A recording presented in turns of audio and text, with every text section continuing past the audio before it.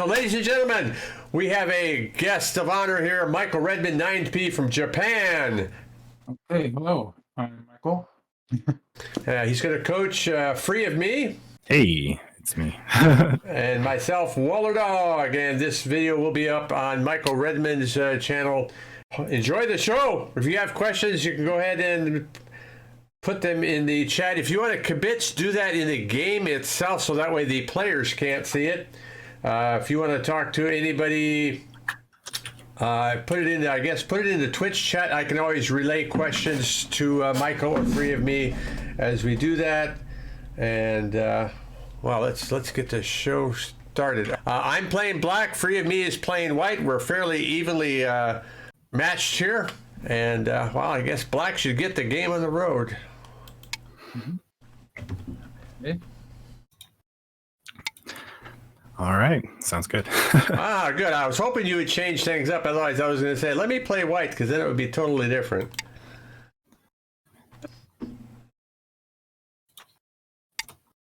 Yeah, we played a little bit of practice game a little bit. Nice. Preventing me from going 3-3. Thanks. Well, I'm going to follow the philosophy of corners, sides, middle to begin with, and I'm going to go ahead and claim one of my corners. All right. You still want to bet that's preventing one of my corners, but I go, okay, so I go, you go, I go.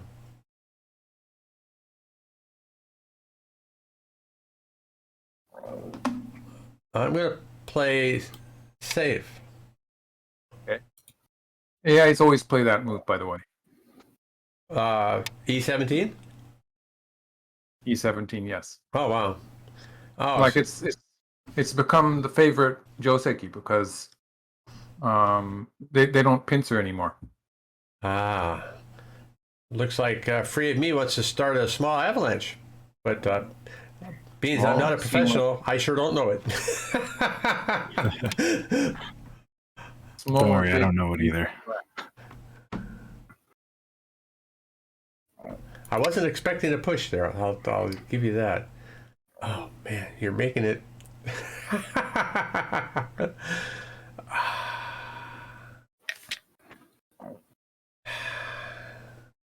Yeah, I thought I'd switch things up a little bit this game. Good. Yes, you absolutely have done that very well.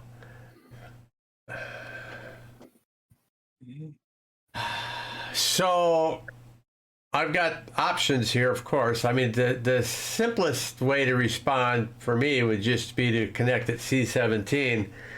However, I want you to give three options that you're thinking of. So okay. C17 would be one. What else would you think of? C17 would be one. F16 would be another. Mm-hmm.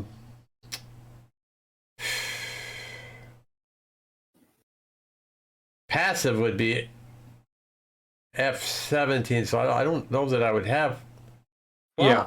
So like there's those three moves, and there's also a B16 move, which is played a lot also. Yeah. So like you're relatively in control of what's going to happen next if you choose C17 or F17 out of the three that you mentioned. And if you play F16, there's a ladder involved. But you have to know what ladder that is in order to make it work. Oh. So if you don't know the ladder, maybe it's a bad idea. Right.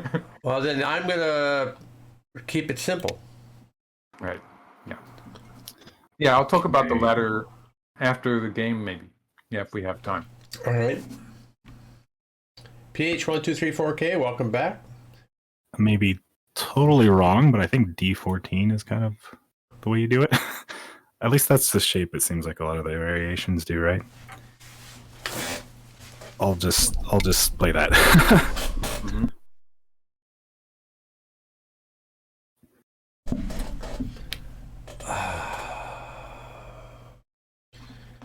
Alrighty.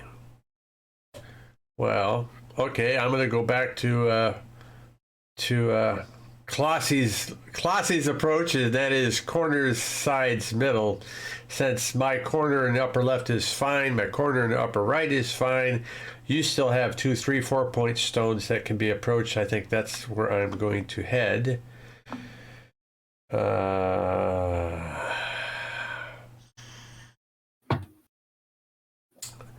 Well, yeah. So I guess real big question for this 6K is a direction of approach, because, well, I don't want him to have anything. Well, geez, yeah. So the biggest space is the bottom.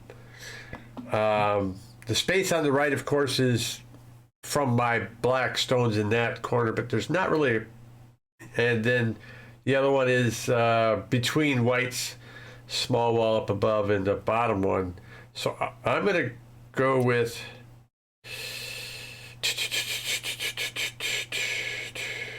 Boy.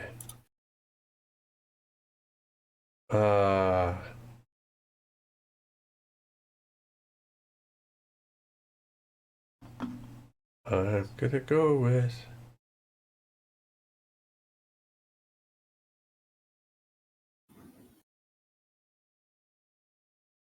I wonder.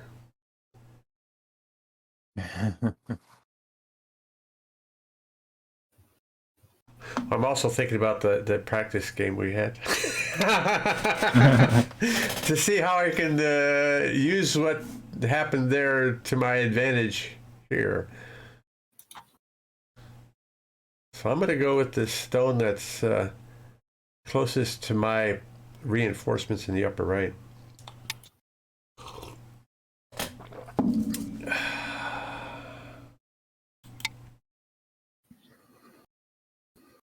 Okay. You certainly have the local sequence worked out.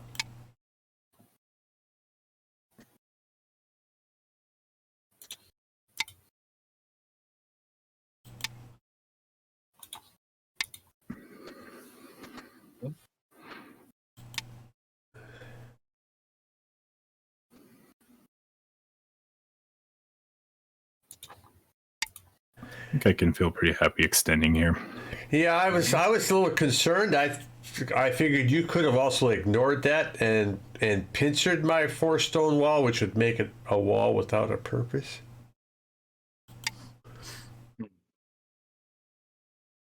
You could still attack me pretty harshly, I think. Yeah. The N4 was the head of 2 stones, so that would have been a key point. You have Sente. Use it wisely. Well, I'm going to use it and give it away. Yep. I was going to say, yep. Finish the corners. All right. That brings us to sides.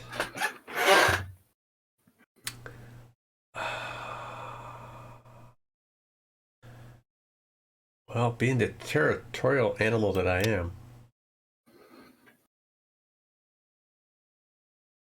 Oh, maybe it would have been better, because this is not a forcing move. Here again, I'm being passive, right?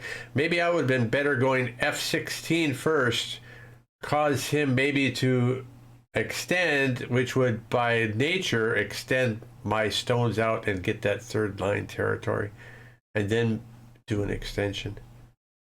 Yep, F16 indeed. It was an important shape move. Okay, because now he can do just the opposite.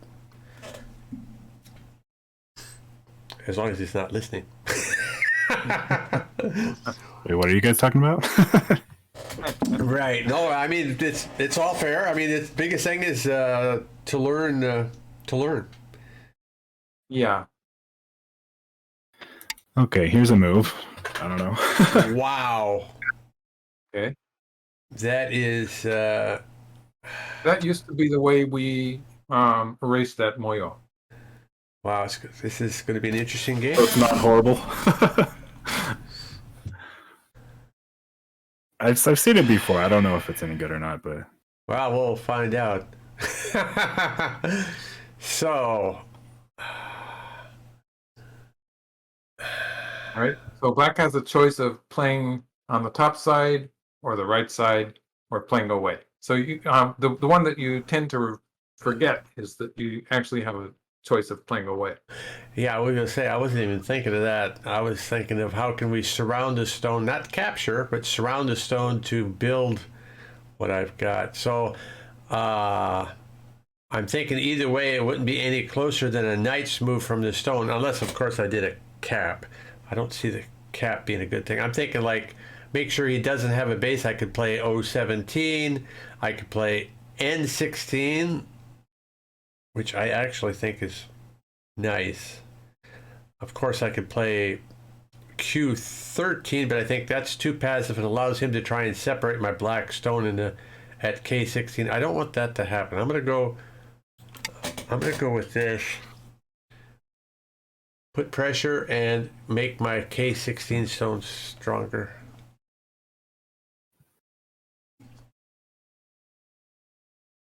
Yeah. Yeah.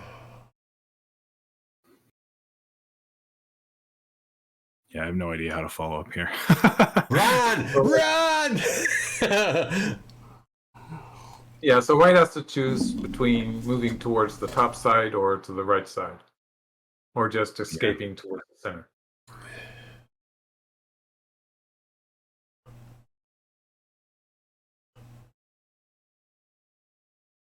Sometimes it's just really difficult to choose the direction, so you probably just have to make a choice there and then think about the particular moves. Okay. Well, I'm gonna try this one out here. Yeah, the choice in direction, so often it has to be sort of intuitive. Like there's no way anyone can figure that out completely. So you have to sort of make a guess there. And Yeah, unless except for you the have, AIs, I guess. right, well, yeah. And humans, we don't have infinite time, so Yeah. that's the one part of it that we don't know if we're going to get it right or not. So it's not really worth spending a lot of time on the direction. And quite often your intuition is better than reasoning it out. I'm gonna So start. actually, white P17, it was the weakness of black's move at N16, because white actually gets to break through there. And so it would have been an option for black to have played at O16 instead, which would have surrounded the whole side. Hmm.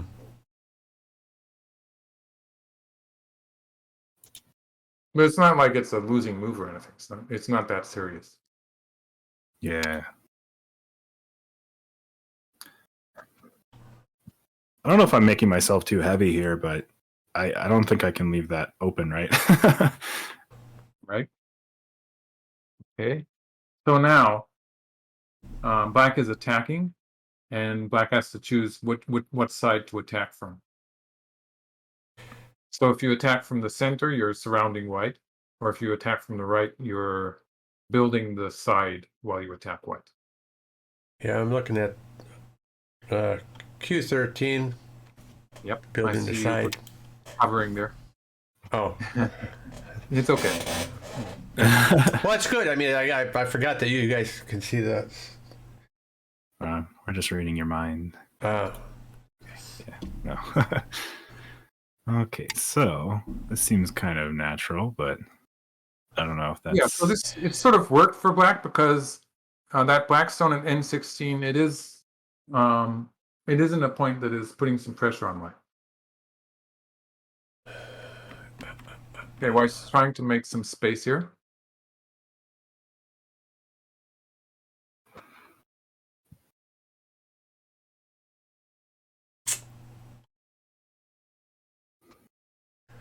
wow. Now you're trying to. Yeah. So here, I guess the difficulty here is reading ahead, because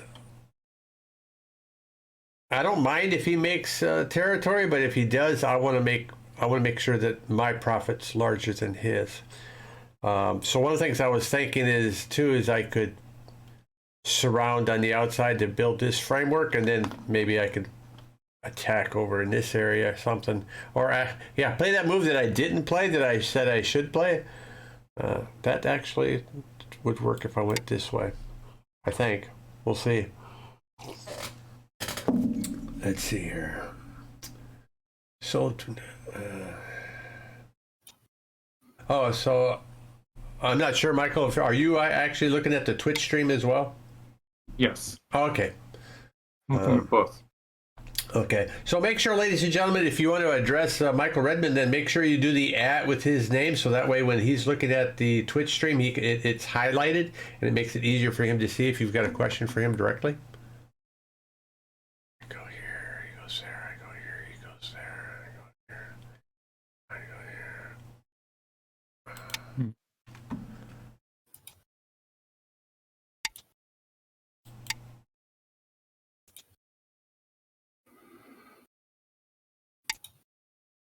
Huh.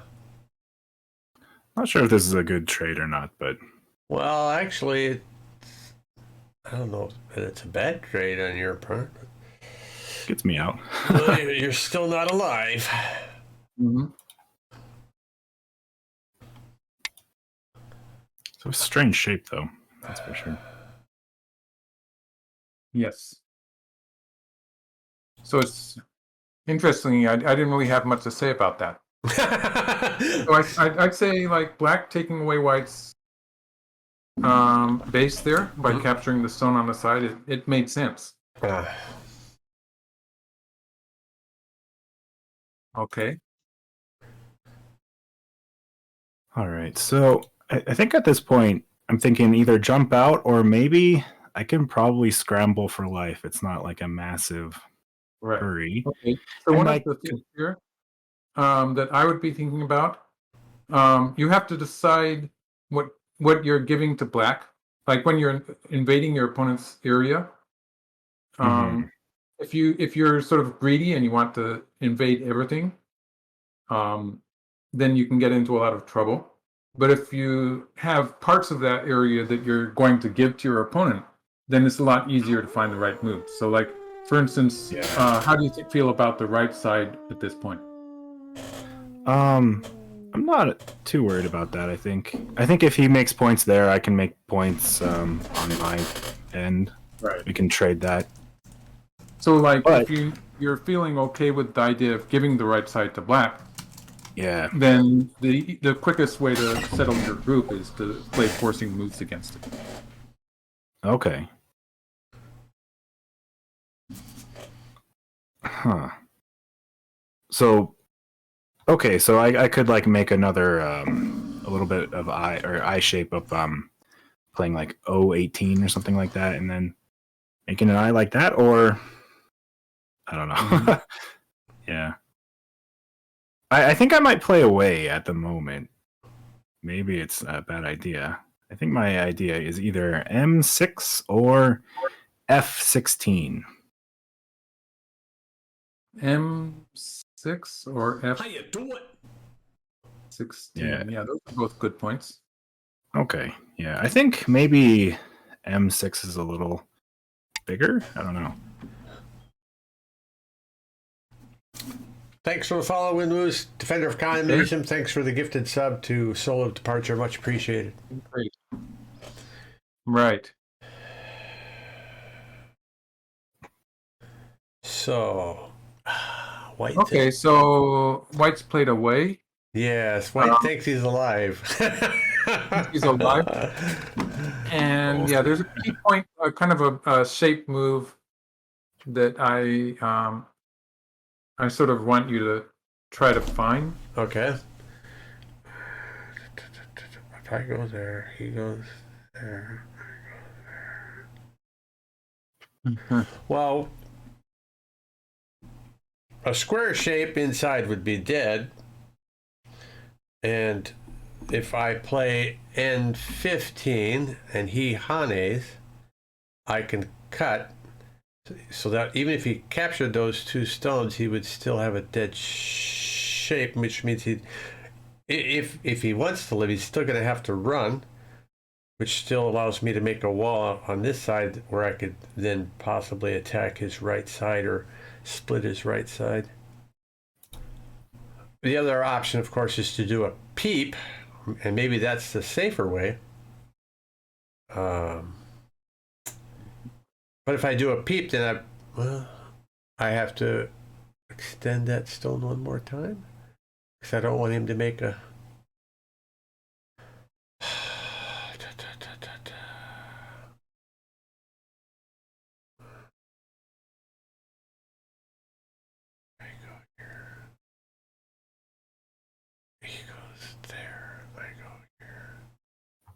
Well, then he's got to attempt to kill.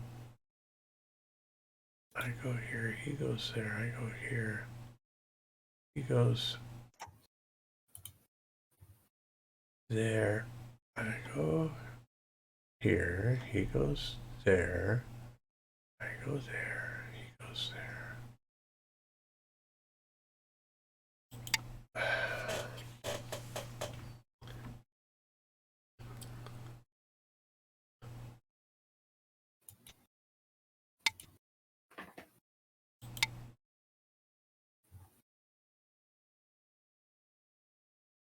Okay, so uh-huh.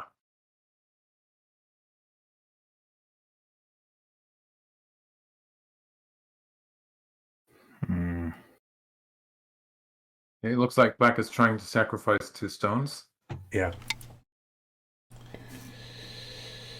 Now, the way to sacrifice the stones is important.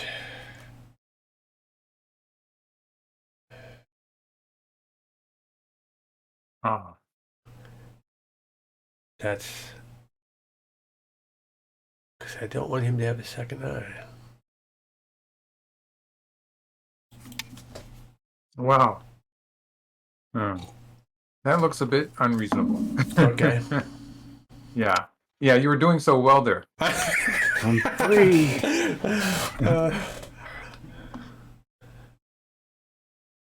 Okay, so at that point, like if black had played an Atari from the outside, and ultimately white would have been able to live, but black would have gotten a nice wall on the outside and it would be good enough.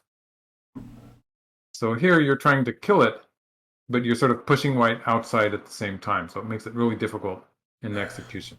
So I'm not looking at all of, I obviously didn't look at all of white's possibilities for responding to that Atari. Yeah. That's not the first time I've done that, I can see. Okay, change of plan. Yeah, that's a good idea. When it doesn't work out, it's good to change plan.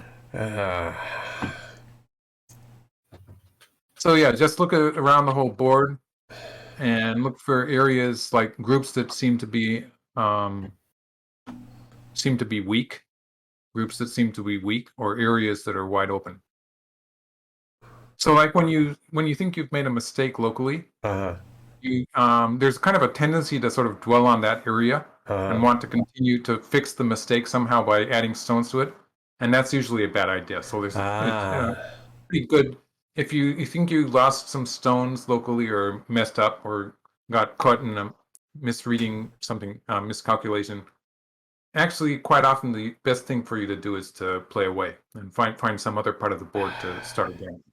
And you just described exactly what I do wrong. Is I get so, pardon the pun, attached. I get attached to this group that I screwed up on, that I just spend so much time there, and I've chased dragons all the way across the board and lost the game because of it. Okay. So although F16 is a big move, I think because of, like you say, white has the potential to have this huge space along this 10 line. This space in here, if white gets this, that would be really bad. So, and obviously the only weak group I see of white, now that I've let the dragon out of the box, the only weak group really is these 4 stones here. So this allows him to extend. I think what he would really like to do is extend and make that second eye. So I'm going to take that away from him.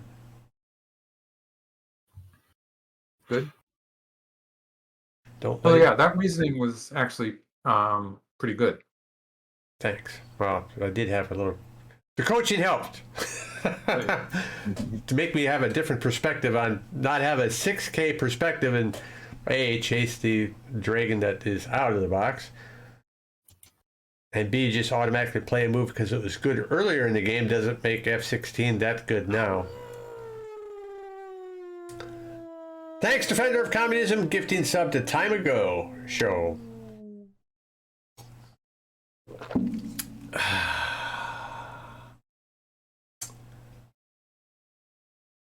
I'm going to ignore that, sir. Even you can't kill my group, and actually, if I want to, which I kind of do, I don't have to do that either, though. I mean, I could attach by coming down to B15, but that might be slow.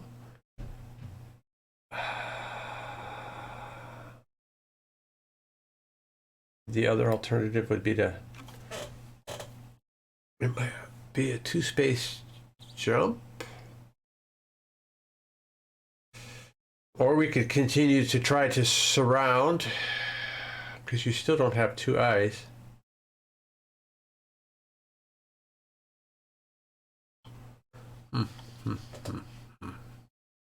Um,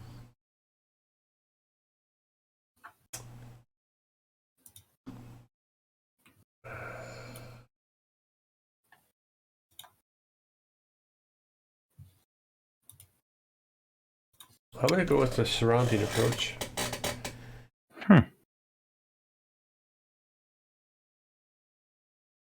Okay. Yeah. Well, whether or not that was the right choice, it's less intuition and it's more calculation. So it's like it's something I can talk about later. But Okay. like as far as direction of play is concerned, it's something that you sort of want to do. But there are potential problems with it. But I'm not going to talk about them right now. Okay. Well, yeah, you could. I've got 2 stones here that are kind of on their own, and he could. So I would think White could threaten the cut from the other side, and then now White's chasing Black and building his self on the bottom.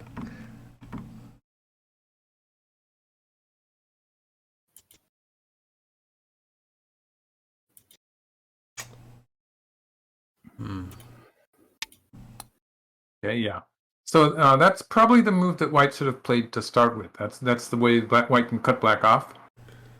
And so yes, so Black has 2 potential problems. So you have to decide whether you're going to protect the corner or are you going to add a stone to the side.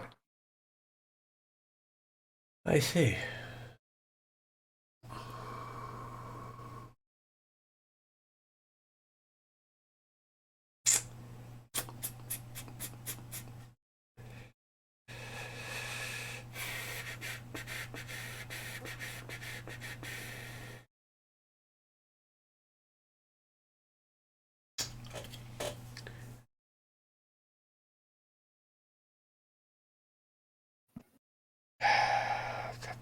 Honestly, I had no idea if that was a good move or not.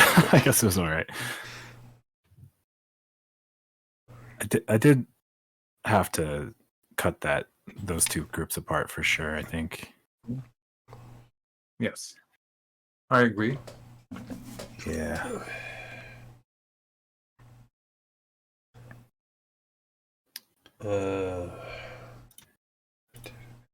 You need to add the potato smile emoji. Potato smile emoji here too. I'm feeling this might be a little much, but let's go for it.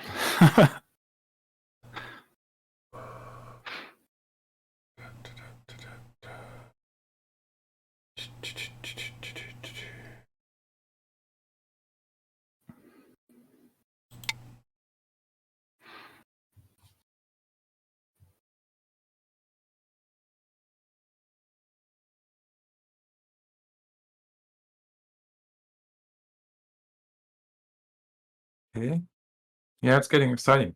That's for sure. Let's see here.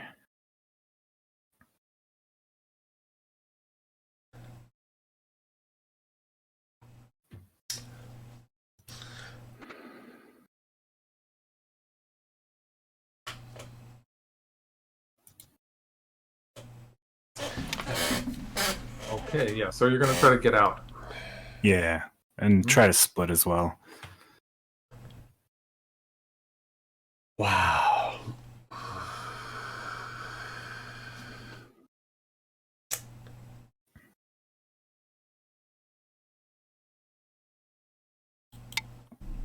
figure things are a little bit better for me if he has a little bit of a weak group as well. I can fight a little bit more easily. How you doing? Let's see here.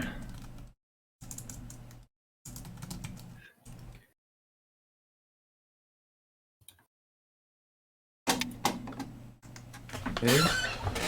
The C13 stone. It's not very strong. Oh, C13 was strong enough to attack with, yes. Uh-huh. Yeah, I'd say I like the C13 stone. So yeah, I think it was the shape move. Okay, so white's playing on both sides here. And so the question is, how much trouble is that white group going to get into? Yeah. Okay, black's just playing from outside. Okay. That's a relatively safe move.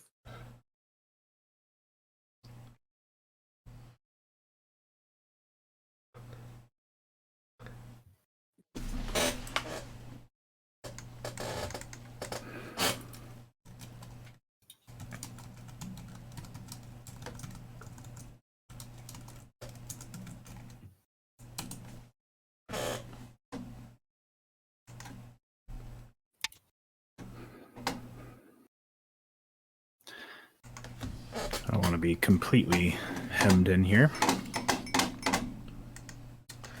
I'd like to let folks know in the Twitch chat that Michael Redmond does do game reviews and things like that. This is his Patreon channel. Oh, great! Thank you. Oh, I'm just happy to. Yeah, as I said earlier, I'm happy to be able to be a part of this collaboration. Thanks to you, Cozy, and yourself, of course. That's yeah. I understand the value.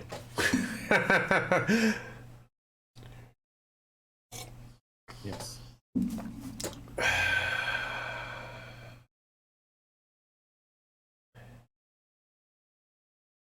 Yeah. PH1234K was putting a variation in.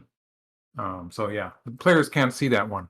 Yeah, But right. yeah, I sort of agree with that variation. So we'll look at it later.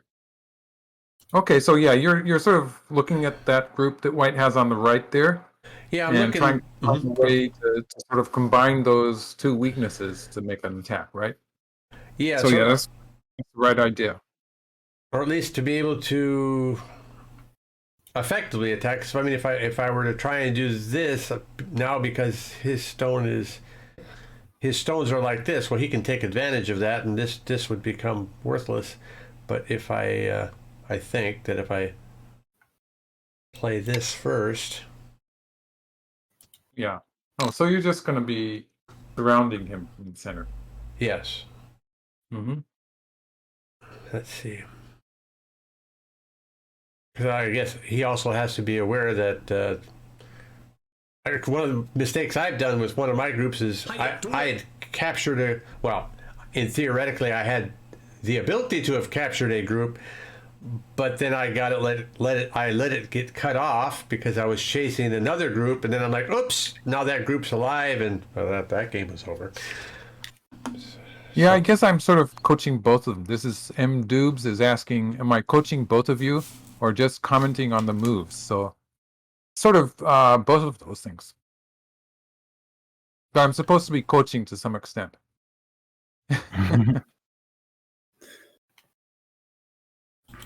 I feel quite coached. Let's see here. Okay, so whether or not this is who is making mistakes or not here, it depends mostly on whether this white group is going to survive or not. So it's getting pretty tactical. I'm not good at tactics. At least not in Go anyway. Because that takes reading. Mm-hmm. It takes calculation. I think black has to respond in some way on the upper left corner, right? Yeah. Okay, white covered. Okay.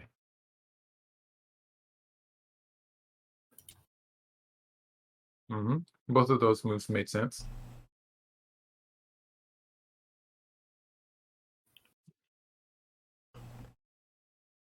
I think the other thing I have to be aware of, Defender of Communism, thanks for the gifted sub to mdubes13, sir.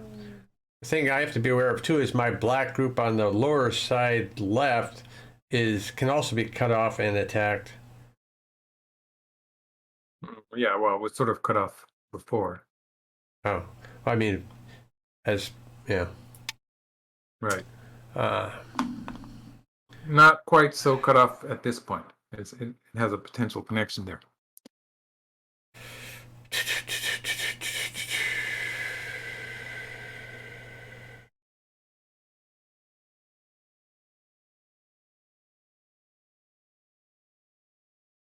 Wow. So White's trying to make eyes there. Yeah, this is...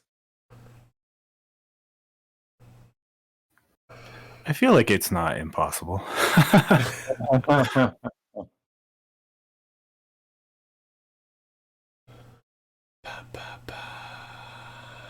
Maybe a 1 point jump was would a way be to do it.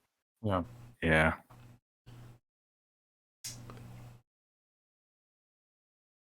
Oh, I didn't think about that. Okay, I guess I don't have to worry about, okay.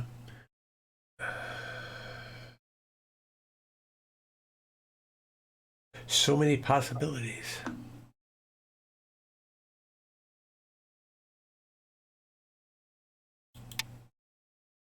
Uh-huh. How you doing? Someone's hungry. Toniago, thanks for the follow. Right.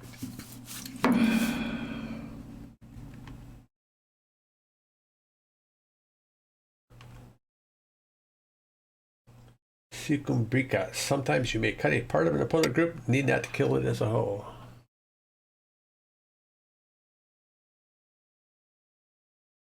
Okay, so it's... Wow. You're going to try to kill that one. Well, I'd not necessarily kill it, but I'm not going to make it easy for him to make a second eye.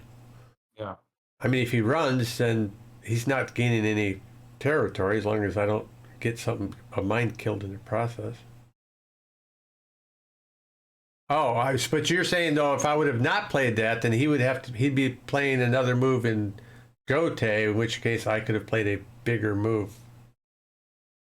Well, yeah, I was sort of looking forward to seeing you try to kill White's group in the upper left. Oh, well, we're not done there yet. Right, yeah. It's just, so for me, looking at it, I mean, I would say for me at my level, how to kill it is, yeah, I wouldn't know where to, I mean, I can see playing this, possibly playing like H15, which would force him, I guess, if nothing else, to hurry and make that second eye. But hey. Don't worry, I was going to play that anyways. Okay, now it's alive. I'd say it's alive now. There's a couple ways there, yeah. Okay, so now you're going to try to kill the other group, right? Well, it looks like that would be the logical thing to do. I mean, I wouldn't have to, obviously, right? As you said before, I could always play off. If I'm not sure I can kill it, then chasing it may be really bad too.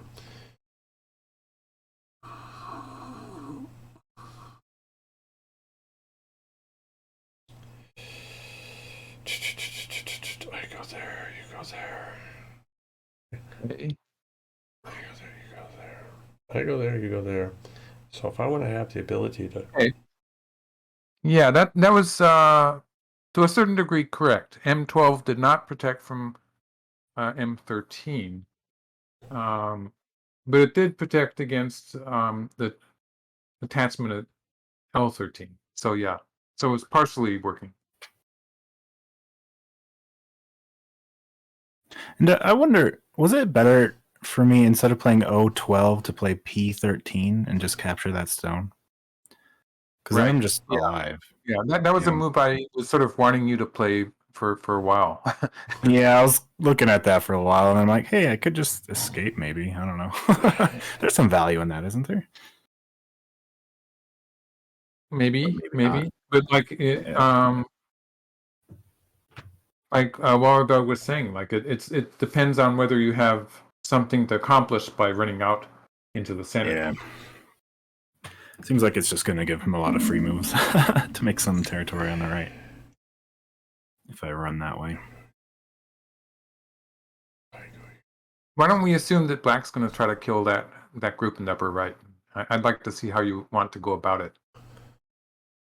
Okay. Well, first, I know that if you get too close in contact, you can create weaknesses in your own attack. If this isn't good, because I think he can squeeze out. So I would want to.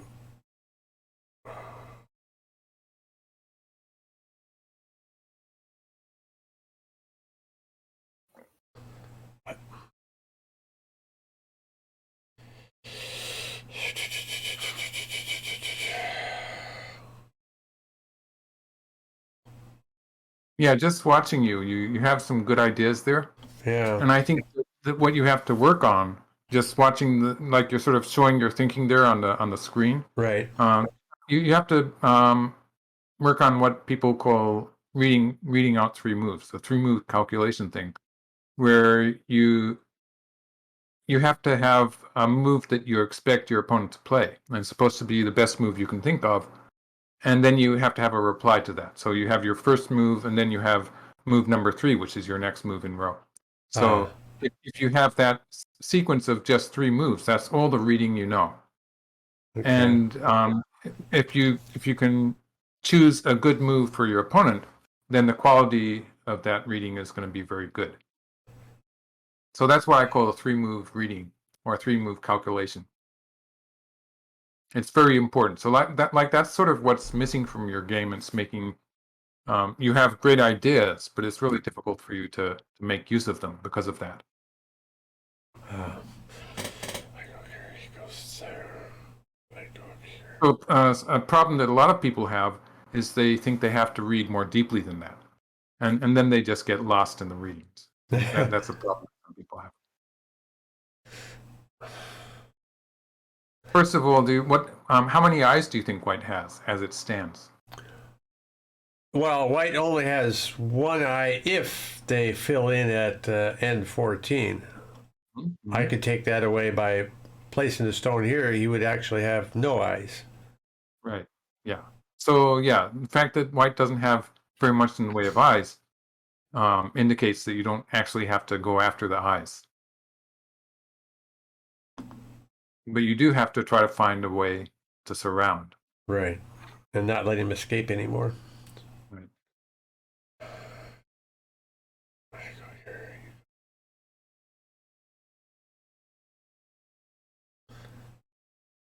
I go here.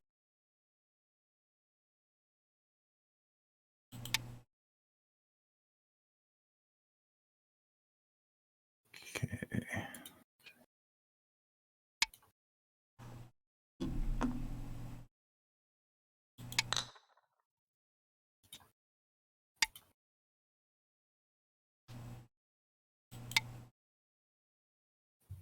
Okay.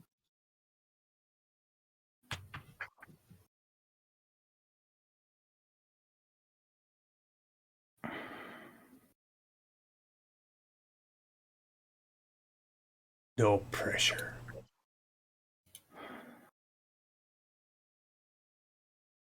Wait, no, this would be exciting even if it was a high-level game. It would be, I would be unsure of how it would turn out, even if it was fairly strong players playing. Thanks.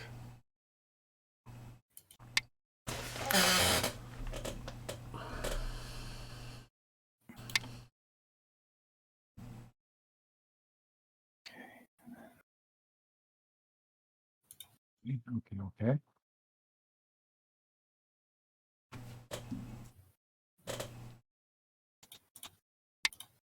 So at this point, white, okay, it's trying something.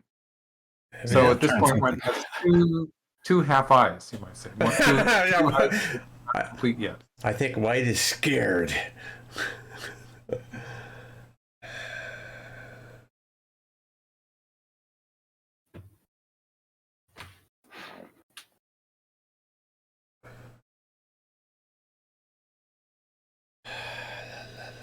I don't want you to come out.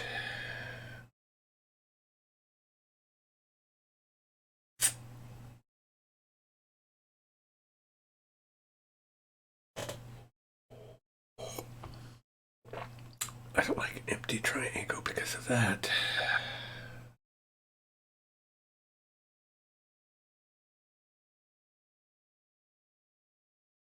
Okay. White's current move. Actually, black.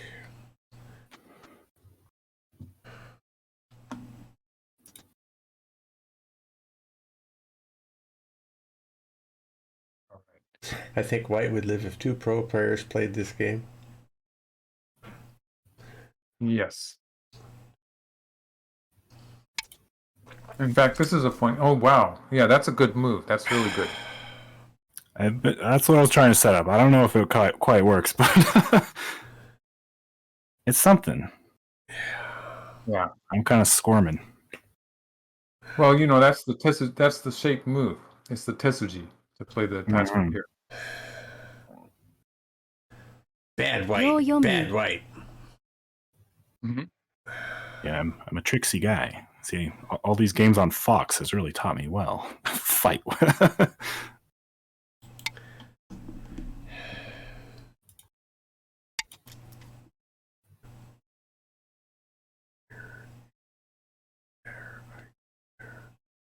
He goes there. I goes there. He goes there. I goes there. He goes there. Wait a minute. 10, 9, 8, 7, 6, 5, 4, 3, Yeah, I think I'm alive. I'm 2, pretty sure. 1. Mm-hmm. 4 periods left. I go here.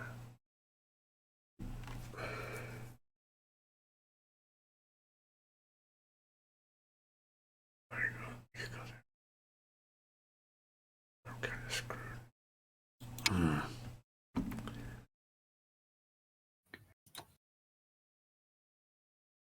Yeah, that was pretty much force.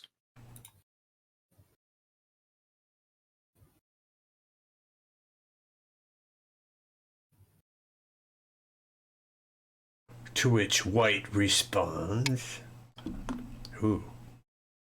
Oh.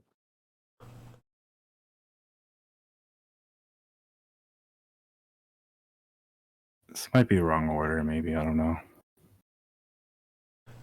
We'll find out in a minute. Yeah, that's for sure. 10,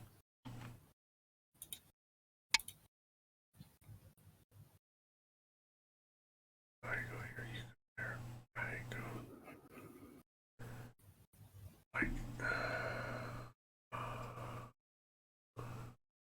I go here. And you.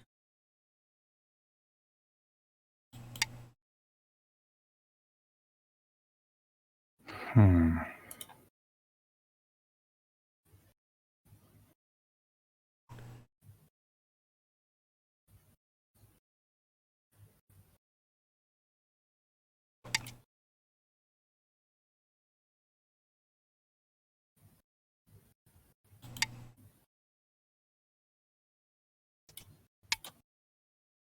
Well, I'm alive. I think the Yeah. question now is if that right group is worth anything.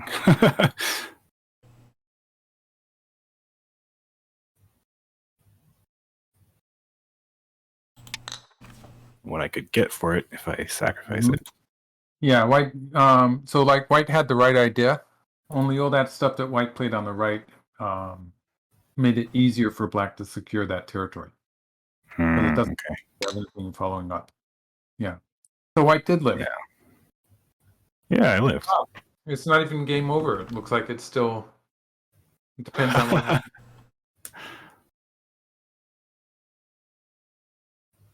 Okay, so that finishes the local fight. And it's sort of a good 9, trade. Like Black 8, got secured 7, that territory on the right, 6, and it's bigger than 5, it was before. 4, 3, And 2, you have Sente. 1. So what do 3 you want to periods do? left. With what direction do you want to go? I want to reduce his possibility of territory down here. Yeah. He's got a weakness here because, I mean, it could be cut if I threaten that. I'm thinking he's going to have to respond, which would allow me to make 10, a two-space extension. 8, 7, 6, 5.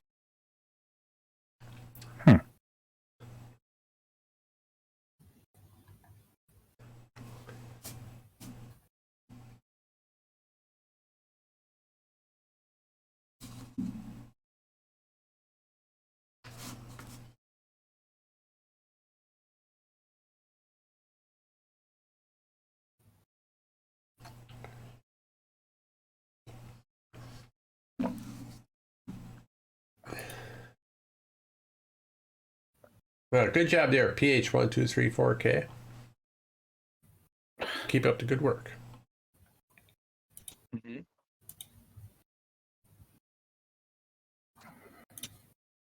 So shout out to PH1234K. He's in most of my streams, and he's also very, very, what's the word?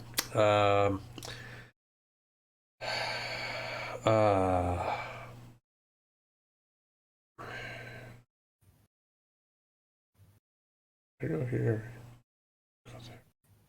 Yeah, I think I've seen him in my live streams 9, also sometimes. 8. And he's good at doing variations for me and stuff like that after the match, which is appreciative.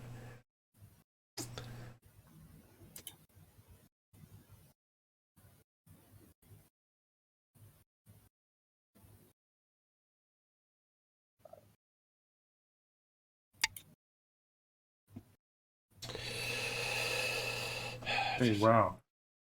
Wonder who's trying to kill who. I think this is a bad move I just played, though, actually. That shape is bad. I like bad shapes. Unfortunately, but actually, let's do this. This sounds fun. Oh my god. Wow.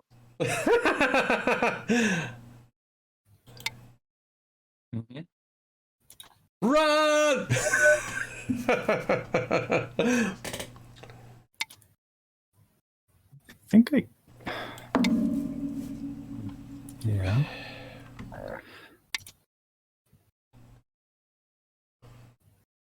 Okay.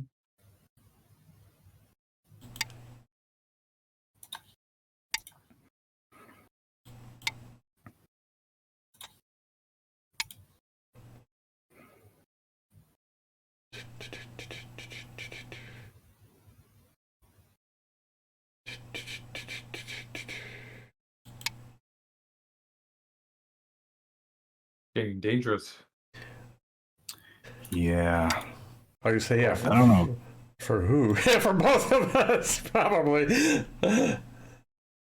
Because, I don't know if that was okay or not. Probably not. It looks like Black is escaping towards the center now. Mm-hmm. Welcome to my wall.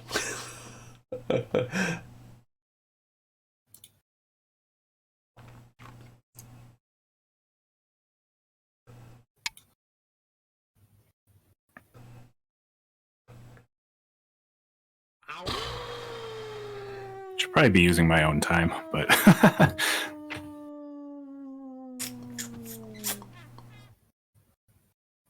Right. 10, 9, 8, 7, 6, 5, 4, 3, 2, Yep. 1. Another variation 2 PH periods left. 1, 2, 3, 4K. Yeah, good variations you're putting in. Thanks for the gifted sub to Sika Umbrikas from Defender of Communism. Mm-hmm. Okay, so this fight here, it's actually really dangerous for both sides because white also has a weak group in the center. Yeah. Or my instinct, I think, is just to play exciting moves. I don't even care about how good it is at a certain point. I don't know, man. I just want to win. Oh, there's that too. So it's oh, I see.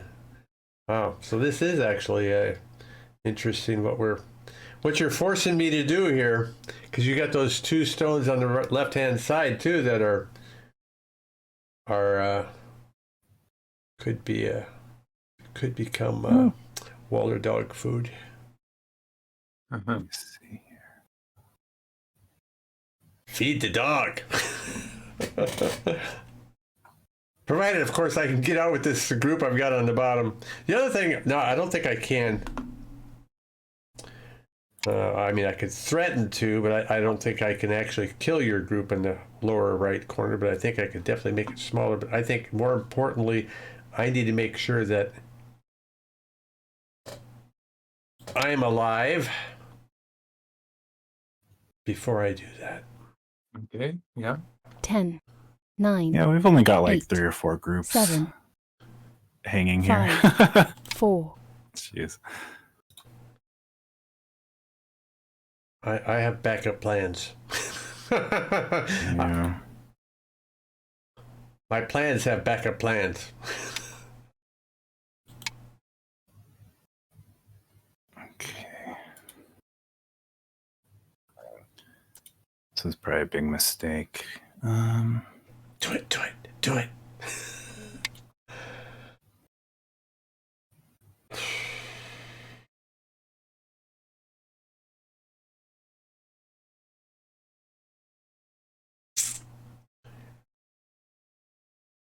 My R14 move.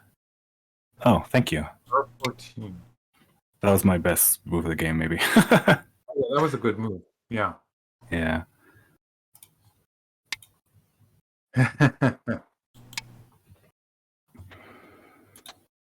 Okay, yeah.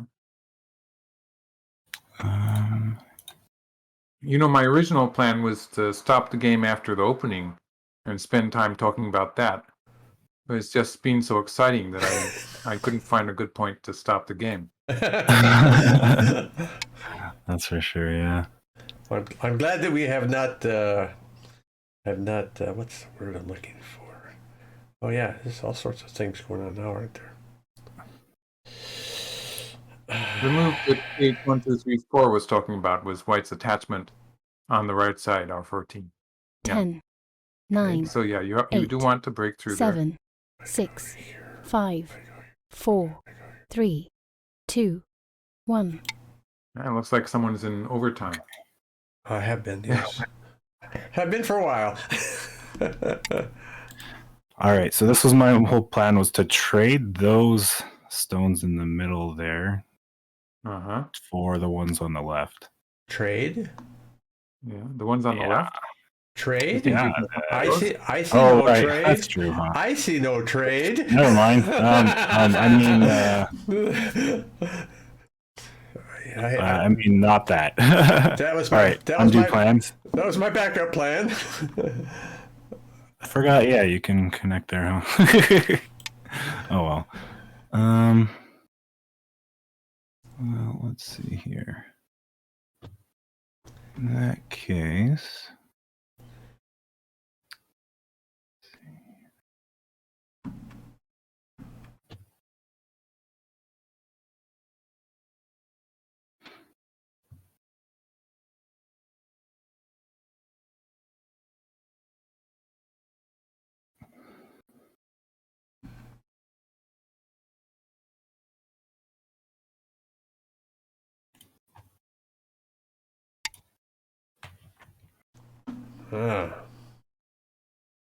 Wow.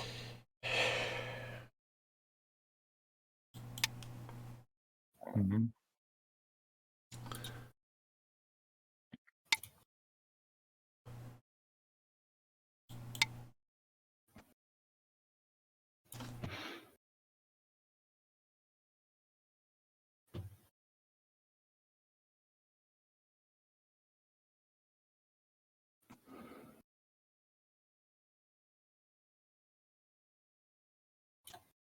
Arendelle was 07 Cente.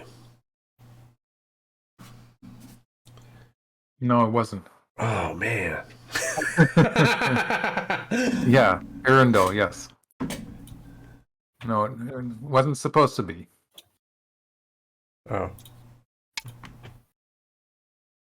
Okay.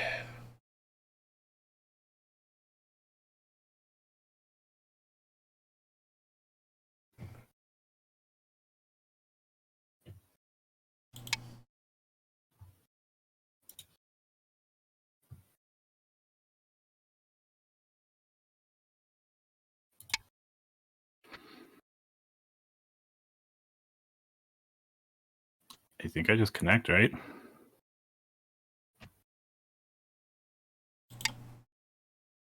Mm-hmm.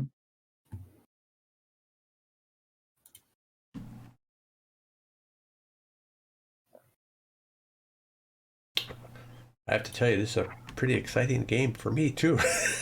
Yep.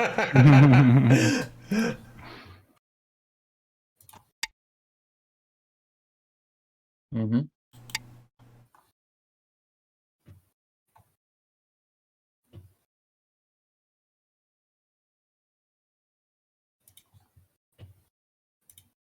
Hmm.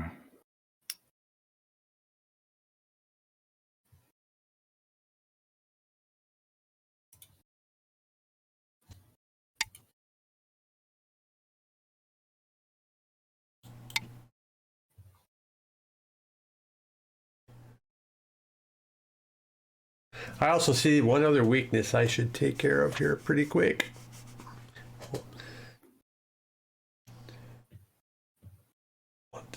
Unfortunately, I have to do one thing at a time. Hopefully, maybe I can make a move that'll take care of that at the same time as doing something else. I go here, you go there, I go there. There, I go there, you go there. I go here, go there. No.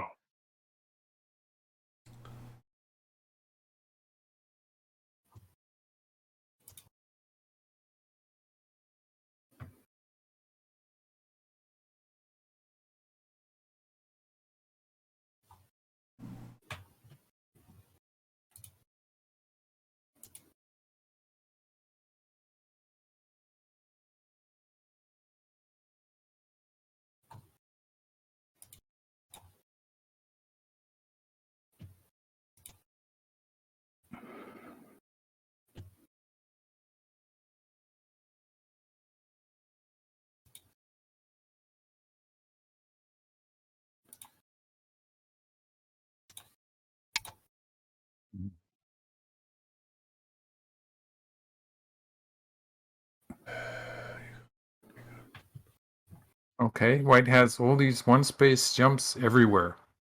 That's not a problem. White has different problems. Yeah, I have like 100 problems. 9, 8, And 7, 6, a one space 5, jump ain't one, 4, I guess. 3. I don't know. Defender of Communism, thanks for the gifted sub. Yes. And I'm trying to make more problems for myself here too. Okay. Oh. Oh. Wow. Okay.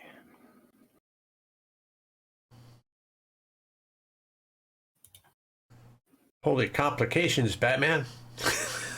I think so. It looks like a Christmas tree on the board. There's so many white stones everywhere.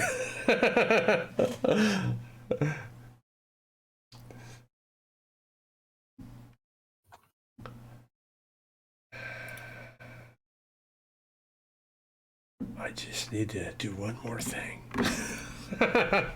Will white give me the opportunity to do one more thing that I think is really needed by black? Besides, get another cup of coffee.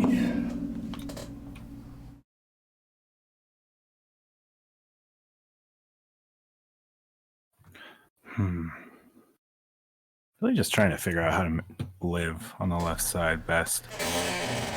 Maybe here. I don't know. That's a safe move. Okay, good. Safe move. I figure all this stuff, honestly, in the middle right there, kind of is meaningless in a way. I don't know. Or it's just more, it's too small or something. Well, you know, apart from the fact that maybe it affects your life or death on the top side. Yeah, there's that too, huh? All right, good night, Defender of Communism. Thank you so much for the gifted subs today. As always, you are awesome, man. Thank you so much, sir. Really appreciate it. It looks like you guys are heading into an endgame. Why don't we stop it?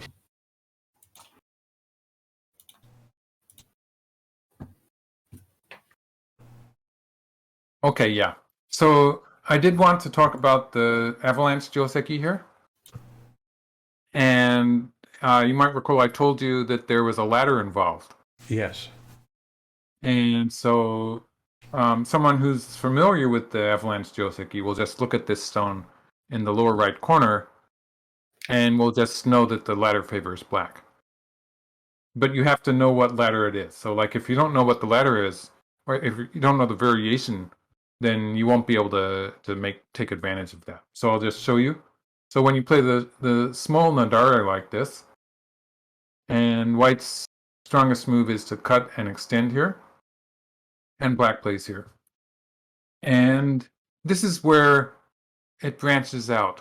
So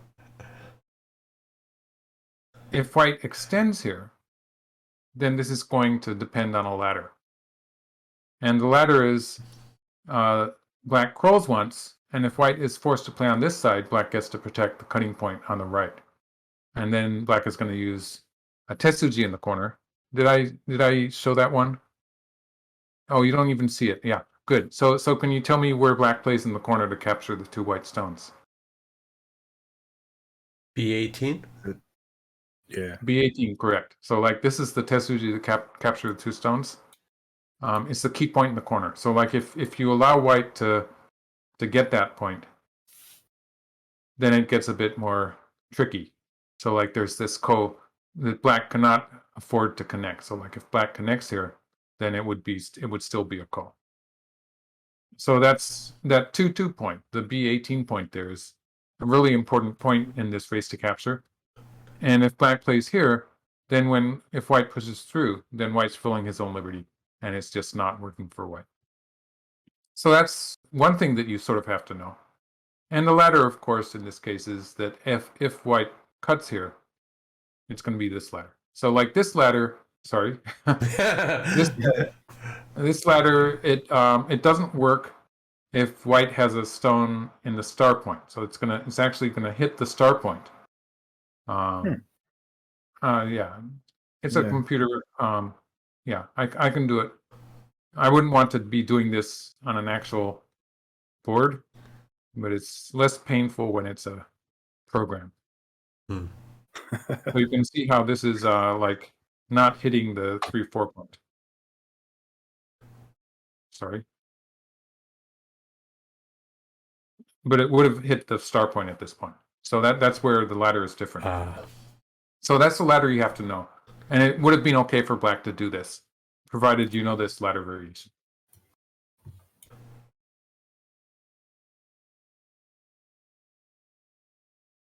So yeah, so you could have done that. There's also, white does have, when the ladder doesn't favor white, white's going to be doing stuff like this. But it's usually okay for black. So I won't go into that variation this time. But like when you don't know all of that, it's perfectly okay to play a relatively simple variation. So that would be the game move, or it could have been this one straight down. So like if you don't feel comfortable trying to remember all that stuff I was just showing you, like there's more variations anyway. So like if you're not comfortable with that kind of fight, it's perfectly okay to go straight down here or play the connection that you did in the game. And actually, this is where white made a mistake. So this is, it was just a hole in your knowledge of the joseki. White has to extend here. So this is the top, the head of two stones, as they call it. So it was a vital shape point. And black's going to play either here. This is the old joseki. Or AIs generally want black to play here and take center. So like something like this. And after white connects, black's going to play away. So black could play one of these kakaris on the bottom side. The interesting thing about this is that black does not have a cut at d14, but at some point black's going to be playing a move here sometimes, threatening to cut there later on. So black has forcing moves like this or like this to be able to play again, threatening to cut later on. So yeah, not extending there was bad because when black plays here, this is the important shape move. So this is the important move that I bet a computer program would be telling you to play that just about every move for the next several moves. It's a fairly important move. Yeah. Yeah, this stuff that black did in the lower right corner, like nowadays actually, this was a move that we saw AlphaGo play a number of times. So it became very popular after that. Not so popular now because not all of the other programs play it as much as AlphaGo did. And it's mostly a move that is fairly effective when white has a Chinese opening type of thing. So like when white has a stone somewhere around here, attaching against this stone can be a very effective way for black to do that. So that's a completely different discussion, really. So I'm not going to go into detail here, but there's a whole bunch of variations stemming from this move, which work pretty well against the Chinese opening type of thing. So like if white has a stone here, or it could be that stone could have been one closer sometimes. In either case, sometimes you see black playing that attachment against the start point. So not so much now when there's no supporting white stone. So this was okay for white. Locally, it was the right way to continue. And it was another opportunity for white to take that key point in the top left. So either this move, or it could have, in this, white's already played the hanging connection at d14. So that means white could also have, this would also have been a shape. Just because white doesn't, if white had played that earlier, then there would be an issue with the cut here. So it would just fall apart. But since white now has that hanging connection, the tiger's mouth at d14, it means that this is a position where white can play this move. So it's just that there's no cut there.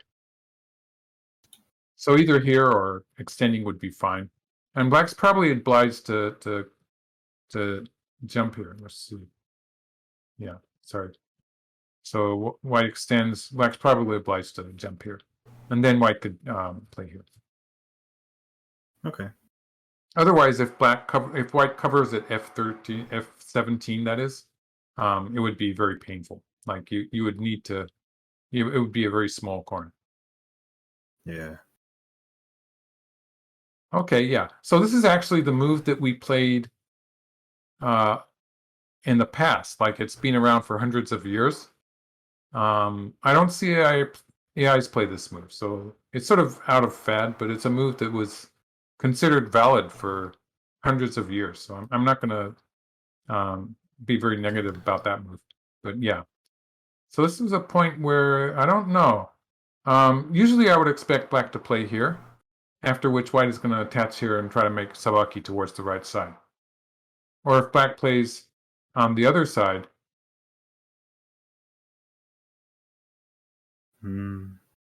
white's going to do something along this. I don't know about white 6 actually, but something like this. So you played here, you left a hole here, but interestingly, it's sort of working. Like this stone at N16, it's actually working as a pincer stone. Yeah, you played the knight's move. Yeah. Okay, so yeah, And here, like, I agree with what black is doing up to this point. Yeah, so here's where first I think black seems to have the wrong idea. So you were the whole thing with moving out at N15 and giving white 2 stones. It was a bit too fancy, trying to do too much here. So it would have been okay just to simply play a peep from the outside at this point. So before white gets a chance to do something else, you want to do it right now. And if white plays here, then that's still a full size. So like when you chase white like this, white doesn't have very much in the way of eye shape. Otherwise, if white answers like this, then you get an extra forcing move. So like you could play here. And white still has to make the second eye. So the object here is not really to kill white, but you do get to squeeze white to a certain degree. So this would be great. It's just sort of painful for white to be playing so many moves just to capture the 1 black stone. So like just making white inefficient like that. So like it would be something like this, and white would be able to live. But then you could, and you can see a black area developing there on the right side of the board. Yeah. Which is really good.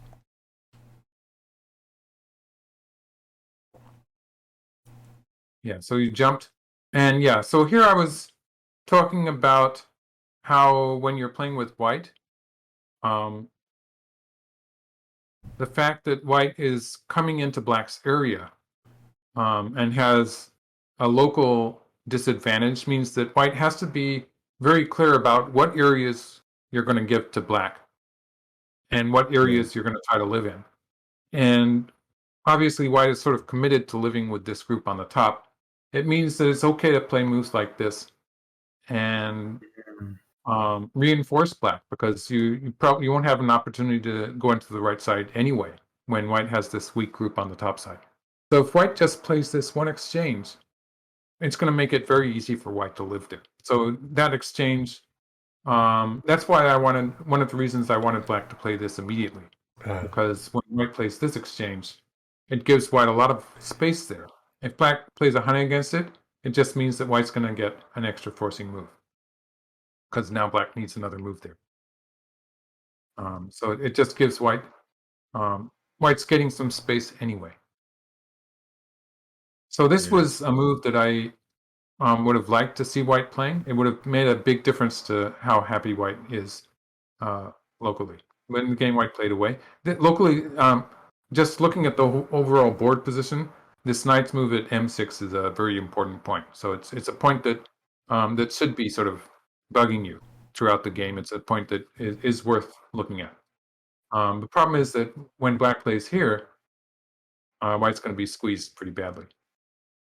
So yeah, you could just play here, and I think it would be okay just to finish the wall and allow white to live on a small scale. So it would actually be very difficult for black to kill this white group, because if you play here, in this variation, there's some danger of black's position just pulling apart. Yeah. So there's that weakness in the knight's move. These 2 stones, the connection there is not perfect. And so that's something you have to be sort of careful of. Could you just yes? Could you just instead of double honeying, just do P19, or is that P19 is going to be bad because it's not it's not unconditional. Oh, because of the coat, right? Okay. Yeah. Okay. Yeah. Mm-hmm. Okay. Yeah. So yeah, and actually, this is really an interesting position, because it might look like black is sacrificing 2 stones, but this is actually an opportunity for white to sacrifice 2 stones. So if white had played here, black has to connect, right? Like this would be a bit unreasonable. It would be there would be this hole here. I doubt that this is going to work for black. So let's say that black is going to connect, and white just connects it. So in this case, black is sort of committed to take the 2 stones, and white would play here and would have great shape on the outside. Yeah. So this would have been very easy for white. And so sometimes you sort of have to turn things around like that and sacrifice 2 stones when you thought your opponent was sacrificing 2 stones. So in this case, when black plays here, maybe white's going to connect, and black plays here. So in this variation, it's back to this one, and black can afford to let white live. So this would be back to a good variation for black, where you should be happy just to let white to do that, and then you can play here. And just imagine something like the game the game variation that happened after this, where you were chasing white in this direction, white was trying to get out in this direction. Isn't this a lot better to have a solid wall here? Yes. It's going to work a lot better. And so white's going to be in trouble if white gets in the same variation as white did in the game. Yeah, so that was a bit greedy. So like it was the cutting move here. Trying to kill is always very dangerous. Like maybe it's more fun, but yeah, that's okay. But yeah, it's more dangerous sometimes. It's not as if you're professional players. You don't have to play the correct move always. Yeah, so here, yeah. So yeah, this is a point where it's actually very dangerous for white. And it's sort of tricky. So the easy move for black would be just to connect here. I think I saw you sort of hovering over that for a moment. Yeah. You were thinking of playing there. And it would have been better to do it this time. Right? This would have connected to the corner. The fact that you didn't connect to the corner, it did create a lot of potential problems. It sort of restricted your playing later on. So for instance, this move, in the game, it was working fairly well. But for instance, what if white pushes through here? I would say you've played the nice move. You probably want to cover. Right. In which case, white can cut. Extending along the side, soul of departure. Yeah, black does want to sort of put pressure on the white group. So that was soul of departure asking. I suppose he means something like this. Yeah, something like that. Yeah. So in this case, like in a position like this, if white plays here, this is pretty threatening against the corner. So like if white plays both of these points, black is going to be squeezed in the corner. So like in this case, you can live there, but the fact that moves like this are going to be forcing, it does reduce your territory. It also gives white some space for eyes when white does something like this. So white would have no trouble with this group. So not only is this move making your stones safe, it's also big as far as territory is concerned, and it's actually taking away the move that white plays there. So for instance, this kind of play is a process that is giving white eyes. So it actually functions to take away white's eyes if you play here. So to a certain degree. It makes it more difficult for white to make eyes just because moves like this, now they're not going to have any effect at all on black. So it makes black that much stronger. Okay, yeah. Yeah, here, white's probably getting into trouble. So like, for instance, at some point, black could have played here. This was actually a pretty important shape move that you could have played. And the point is that you're threatening to play here and cut that white stone off. Ah.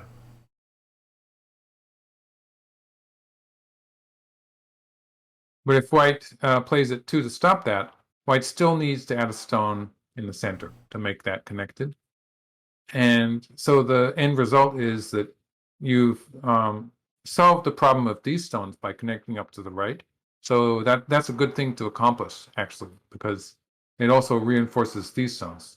You might remember these stones, they were sort of potentially getting into trouble at the end of the game. Yes. There were points there where they were in a bit of trouble.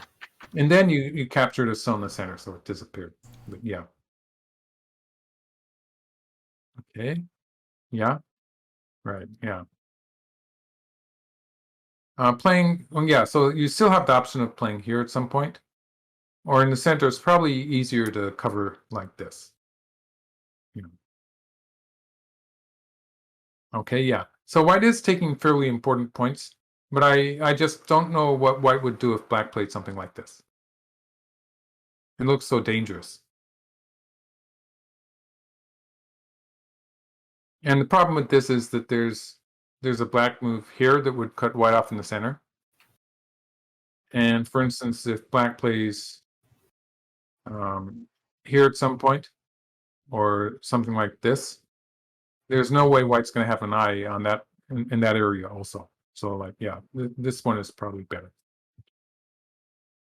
So white's losing eyes, even if black just plays here. And so I was thinking actually that white was maybe going to play here. And this move keeps an eye here. So this eye is going to be safe. And it also sets up a move here, which is sort of annoying. So there's two directions that white's threatening black in. It means that for the time being, at least, white's going to be okay. So because if black plays, let's see, where am I? Here, yeah. So if black plays something in the center, now with that eye here, it should be relatively easy for white to make a second eye, even if white plays this move. So this time, I think it's going to be okay. Yeah, so that was working. Only so white finally played here. So this lived on the top. Yeah, it's getting really tactically probably better for black to play here and here. So that's what I was really talking about, the image in my mind when I was talking about the 3-move calculation. Right. This is the 3 moves that I was seeing. I was expecting, you might say. And locally, it's a pretty good way of surrounding white. Even this variation, it's sort of tricky. White might have some potential to use this move anyway, but it's going to be a lot more difficult than it was in the game.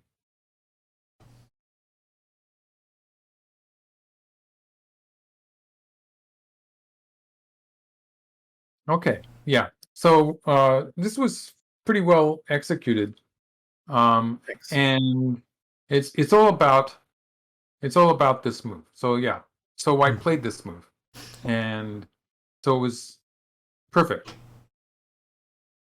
So in a strong players game or a professional game, obviously black would not want that to happen. Would see it coming, and would probably play more like this and something like this to stop that attachment from being effective. So in this case, black can play here. It looks like the attachment is just not working anymore. And maybe white would be able to squeeze out, but it's going to continue to be a difficult fight for white. Yeah. So yeah, in this case, like even if it's something like this, there's going to be potential for black to be just sliding into the bottom side or the left side maybe. So like with stuff like this, maybe black is going to get to attack the left side too. Black has a lot of control over how what direction the stones will go. So it's basically black's choice what happens next. So it was in a way it was an opportunity for black, but once white has established it, it's okay just to play here, and black cannot connect. So if black is going to play something like this or something like this, there's still a huge uneasy feeling about that black territory. So maybe even if black plays here, I'd still be a bit uneasy about that. So for instance, kind of like throwing away Aji, I guess. Yeah. All those moves, yeah. Well, like this is really even something like this, you can't really be sure exactly what's going to happen next. So like the forcing move here, It looks like white could find a way to combine all of these potential forcing moves. So like the only one that was a bit uncertain was white 11 here, but all of the other moves were pretty much forcing. So there is some potential for something to happen inside the black territory if white had just left it. Yeah. But the fact that white played everything and had to play this anyway, it meant white, like, if white didn't have to bother about the top side, of course, this would be working in this way. Yeah. That would be working. Mhm. But then you would die on the top side. So, yeah, the Yeah, fact that you that's could kind of a think problem. yeah, so you shouldn't, yeah. So this, like, I was sort of ready to finish the game here, but then it got really interesting again. Yeah. So it's actually pretty close. I think if when white lives with everything, and the fact that white erased so much of black's potential area, maybe it's good for white, but it's not a big difference. And so it sort of depends on how black approaches the left side. And I'm not sure. It's a kind of a position where I'm not sure of the direction of play. And it's because when you're thinking of which direction to play, in this case, you would be looking at the left side of the board, and you would be looking at the bottom side of the board. So there's two areas that are potential white territories, and you have to decide which is more important. And the two things you look at are the size, which obviously is the bottom side here. Right. But you also are looking for weak stones. So like, for instance, if you were to play something like this, you would be focusing on the fact that those white stones are not alive yet. And so, like, ideally, yeah, just to make it easy for black, but ideally, if you get to play something like this, and white is forced to add a stone like this somehow, and then you get to play towards the bottom side also, you're sort of getting both ways. You're getting to erase the left side, and then you're getting into the bottom side also. So a kind of a pattern like this would be what you would be aiming for. And of course, your opponent is going to try to avoid that. So I can't really say what's going to happen. But this would be the kind of the perfect image that you would have, that you would be hoping for. So that's actually an idea that you could have had. You could have had the idea of invading the left side. But when you're not sure, going for the wide area is the safe way to go for it. So like, you could have played here, I guess. Approaching the corner enclosure like this is a way that you can be looking at some weaknesses in it. So like, if you peep here next, that's a weakness in the Shimari. So for instance, let's make a diagram. So if white plays here and you play here, and white tries to cut you off, that means you're going to be creating a weakness. You get to cut here maybe. And so that would be a completely different fight, but maybe it's trouble for white. So if white wants to avoid that, white would be connecting here. It means you get to connect up to your stone here. So something like this, you're probably going to survive. Like, if white extends up, then maybe you're going to live there. It's a life and death thing. So yeah. There's a whole thing about this shape. It happens so often in strong players' games. It's actually, you go back to white 12. Like, if you start thinking whether or not white should be throwing in here or not, that means you're a top amateur player. But yeah, so let's not get into that one. If someone knows this, then they don't need me telling them. Yeah. So so like, I was talking about the left side, and I was talking about the bottom side in the context of this move. You note that I'm sort of close to the lower left corner here, and that's because the lower left corner is in the center of everything. So like, it's in the center of the left side and the bottom side, and you want to get close to that. So when black plays here, actually this was an opportunity for white to sort of have an image of a territory like this, and this stone, you were threatening to cut it off. but it's not really all that relevant. So, so for instance, if white plays something like this, and black pushes through here, and white pushes here, you can see white is gradually trying to put some pressure on these stones, like white did in the game.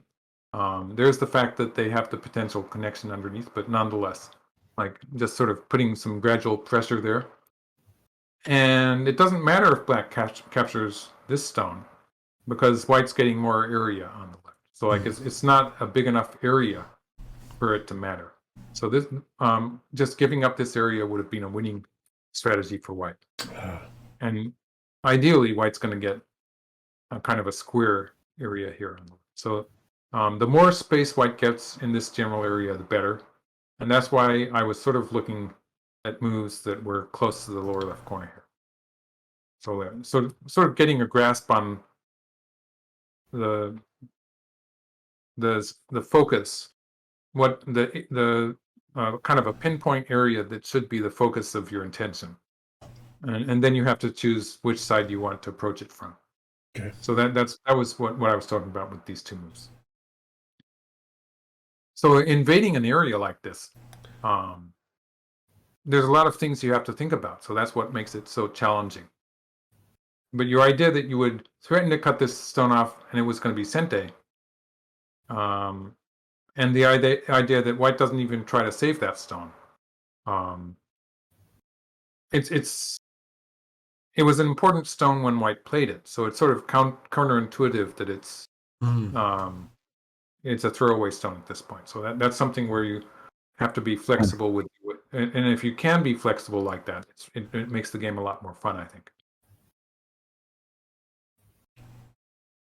Yeah. So wow. Yeah. Yeah. White actually could have jumped here, and would not be giving black forcing moves. Yeah. This would have been a better way to play, because black cannot. Yeah. And black would be forcing with this, but that would be it. So like, yeah, it would be. Was M2 not really that bad of a move? I played it and immediately thought it was horrible. It really reduces eye shape, I guess. K6. So this move, saving that stone, and now you have to save these stones on the top. Problem. So like, I forget who said it. Was it that person who makes the variations? PH Black 1, 2, 3, 4. played an extension on the side. It could be on the fourth line, or it could be on the third line in this case. Black could have just played an extension on the side, and the fact that you have added a stone here, it actually puts a lot of pressure on white, because now white cannot sacrificing two stones here. That's a different story than sacrificing just the one stone. So it would have been okay for black to just play some kind of an extension, and eventually white's going to be forced to play in there, and black has accomplished what black set out to do. So it would have been okay for black not to cut, and it would have been okay for white to dodge the cut like this, and it would be the same kind of idea with making a moyo on the left. Yeah. Yeah. So yeah, you a bit too straightforward here. At this point, like black's going to play at O2 anyway, so you would like to play here, but it could be. This is going to be tricky. Like this is, it's hard for me to say who's going to do better here. Depends. But like,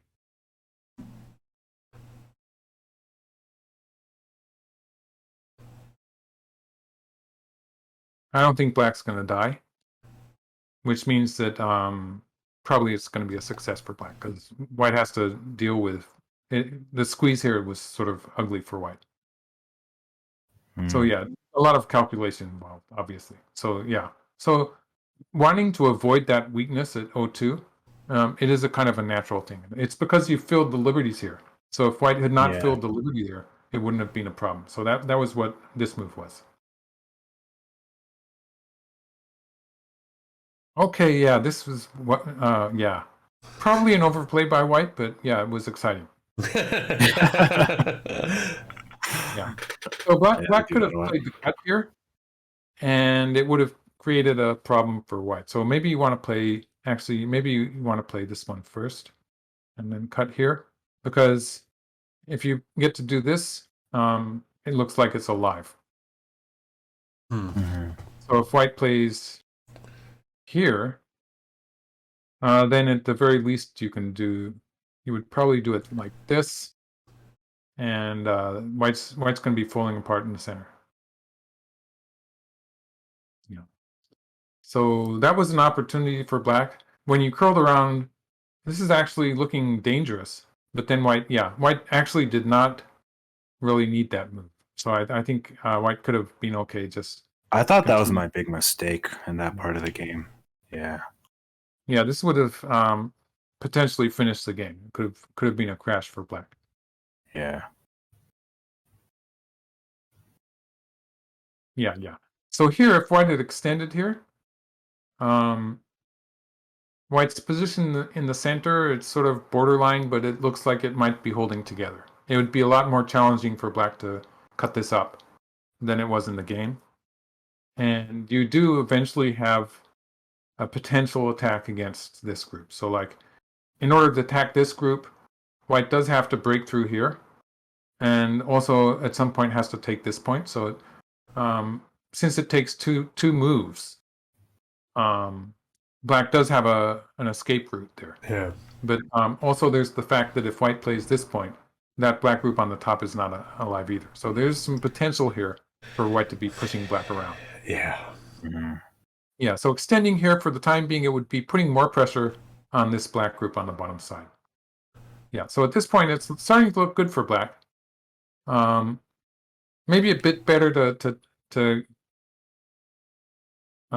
jump out with the nice move. Like with these moves, this move here, it gave white a bit more space to escape. So it's better to have that stone on the outside like this. Okay. And the point is, you're not afraid of the push through and cut, because this black group and this white group, if they get into a race to capture, you don't really have to think about it to say that black's going to win. And black has so much more outside liberties. It's just pretty clear. It should be clear. If you try to read it out, it's not. But yeah, you should have a feeling there. Mm-hmm. Okay, yeah. So here, yeah, that was not forcing, because white's played so many moves here that the center has become bigger than anything that happens on the right side. So like if white plays here, black doesn't have to directly answer that peep. Black can just continue playing in the center. And yeah, in this case, white's just falling apart. So Yeah. the fact that the wall had enough liberties here that black doesn't really have anything to worry about. Okay. If white pulls back and doesn't go all that far, of course, in this case, black's alive. If white does something like this, usually this would be threatening to maybe save that group on the right, this group here. But the center is so big that everything there on the right is just irrelevant. It doesn't matter. The center is so big, and the right side it's going to be tough. It's going to be tough too, because like in this case, only half of white stones would be alive. Something like this. So this was an opportunity for black. It got really exciting, didn't it? Yeah. So yeah, now white's sort of dodging the bullet, and yeah, okay, yeah. So that's alive, and white has secret hopes to kill the black group here. So that was the whole plan here. Still, it's not quite working. Yeah. So here it would have been easy enough for black just to play here, and that would have probably at this point black is ahead. Yeah, it's sort of difficult for white.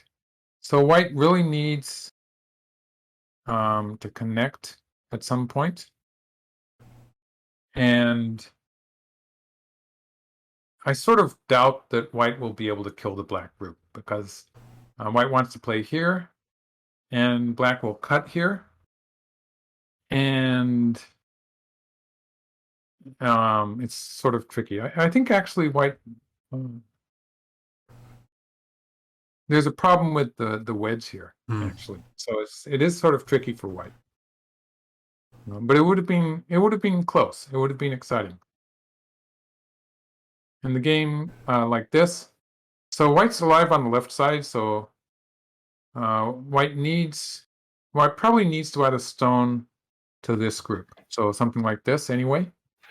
Just because without that stone, a move here, and white doesn't really have 2 eyes. It looks like white's in danger of being killed.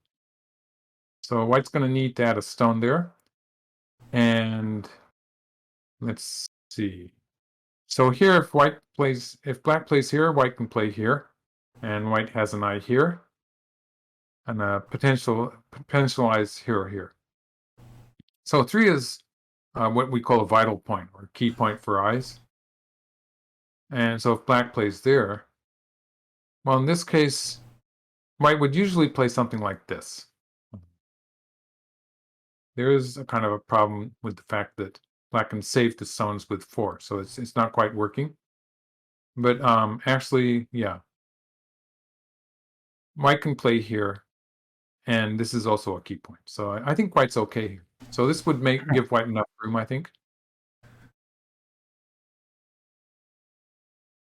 So yeah, and then in the center, something is going to fall off. So like if black plays here, looks like black can chop off some of this. So that would be a way that it would look good for black.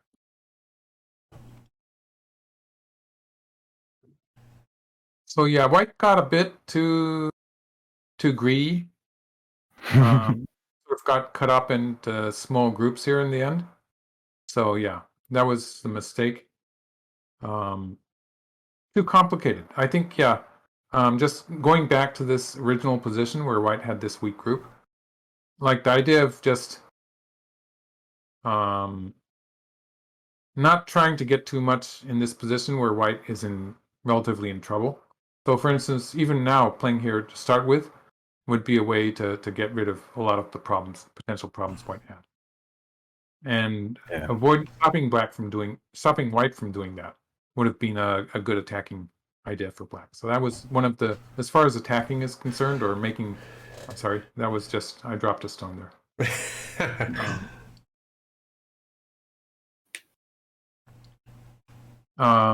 This fight here, that was a good example of how to attack and also how to try to deal with that white group. A lot of exciting fighting. Yeah, I think in the opening, my main point was the stuff I was talking about, the avalanche geosync. Right. But computers don't like it anyway. So black C17, the connection in the corner, it's sort of the type of moves that computers will suggest. AI, the modern AIs, the neural networks. So yeah, so that it's okay to do that. And if you like complicated fights, like you can play this one, you can play the big Nadare, the big avalanche. You just have to know a whole bunch of variations. So like if it was really complicated, professionals, very strong players can get into trouble with this Joseki. So I think it's a valid choice just to avoid it. And with a neural network with programs like Katago or whatever, you often see this move. So this is probably the most popular. But in some cases, you can connect like you did in the game. So like that's another almost equal. Only when I see Katago do this kind of thing, it sort of depends on the overall position. So sometimes it does it, sometimes it doesn't.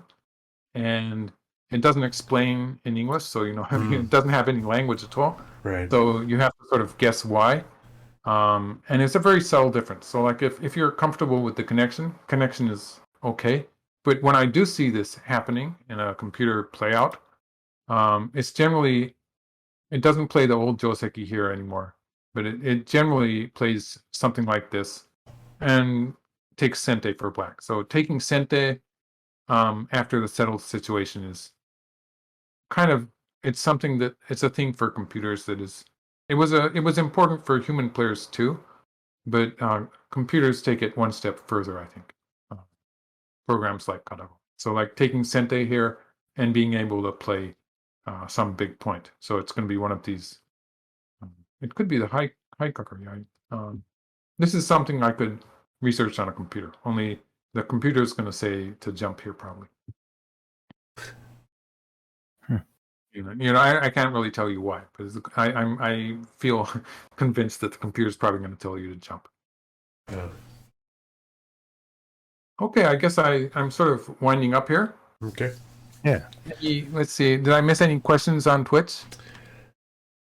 I think that's the very end of the game. H15. Oh, he's. Or when I was suggesting it for black. Yeah. Yeah, I'm sort of worried for white in this variation. Yeah. Well, M Dubes is asking, is white gonna build a Moyo on the bottom left? The fact is that white probably doesn't have time. White has to live first, so white probably doesn't have time. Yeah, well, this part of the game is, as far as the review is concerned, like it would be decisive in winning or losing, but you're not going to get into this board position again, probably. Like it's a pretty unusual situation. So yeah, so in that way, I think it's maybe less important than ideas about the opening, like the Joseki in the top, or ideas about when white plays here. Like this used to be a very popular move. It's just that AIs tend to either play a shoulder hit or attach somewhere, so it's changed the game a lot. But this is an idea where white is thinking of going towards one side or the other. So like this. So getting a position on the top side or the right side, and having ideas about how to deal with that. Actually, the game move was working fairly well. And then the ideas of how to continue attacking. You were doing fairly well. Only, yeah, it was this point here. So, yeah. Just getting used to these shapes is probably important. And the idea that, one other thing, I'll just finish with that. The idea of playing away after you've made a mistake. I see it a lot. Like it's mostly handicap games when you see mistakes that are sort of standing out and change the situation drastically when the weaker player makes some kind of a local mistake. But it's true of even games also. That when when something bad has happened locally, and so sometimes it can be, if it's two strong players, maybe it's just a code trade where you've gained something in one part of the board, but since it's the in another part of the board, you have a bad shape somehow. And so it's the same idea where you want to play away from the areas where your shape is messed up, and you want to take the profit in the version areas, the areas that are still wide open.